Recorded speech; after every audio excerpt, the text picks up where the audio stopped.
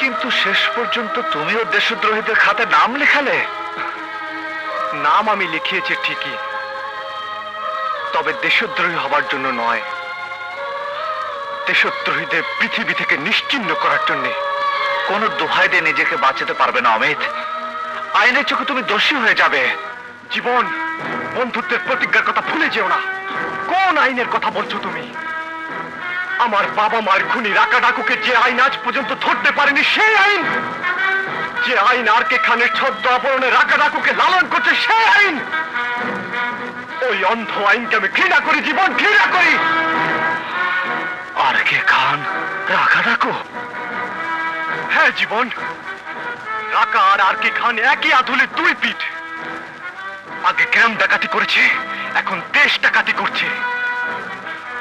আমি তো সেই দিনই ওর গলা টিপে ধরতাম যেদিন প্রথম ওর মুখ দেখেছিলাম, কিন্তু করিনি বন্ধুর ফেলে যাওয়া কাজ শেষ করার জন্য। রাকা তোমার দুশ্মন, আর কে খান আমার দুশ্মন। ওই নরপিশাচ আমাদের সবার দুশ্মন, দেশের দুশ্মন। আমরা দুজন এটাই তো প্রমাণ করতে চাই, কিন্তু কিন্তু তুমি তো সবার কাছে মৃত। আমি মৃত থেকে ওদের জীবন্ত কবর দিতে চাই। আমিও পাপী হয়েই শুধু ওই পাপীদের কাফন পরাতে পারি। তাহলে এসব প্রমাণ কেন নিয়ে যাচ্ছ? যাতে ওরা শফিকের কোনো ক্ষতি করতে না পারে। আর এই প্রমাণ ওদের হাতে পৌঁছে দিলে খুব তাড়াতাড়ি সেই ঘাঁটি পর্যন্ত পৌঁছে যাব, যার অপেক্ষা তুমিও করছিলে। বেশ বন্ধু, তুমি ওদের শেকড় পর্যন্ত পৌঁছে যাও, আমি মাটি খুঁড়ে সে শেকড় বের করব। তুমি ওদেরকে কবরস্থান পর্যন্ত টেনে আনবে, আর আমি ওদেরকে কবরে ঢুকাবো। তুমি?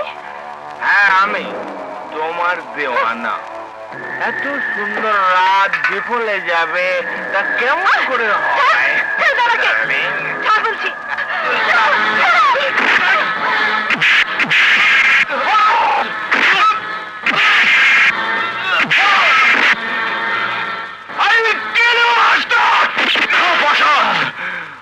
আমাদের ধান্দায় নিজেদের মধ্যে শত্রুতা খুব খারাপ। আমি তোমাকে চমক দেখাবো, এসো আমার সাথে।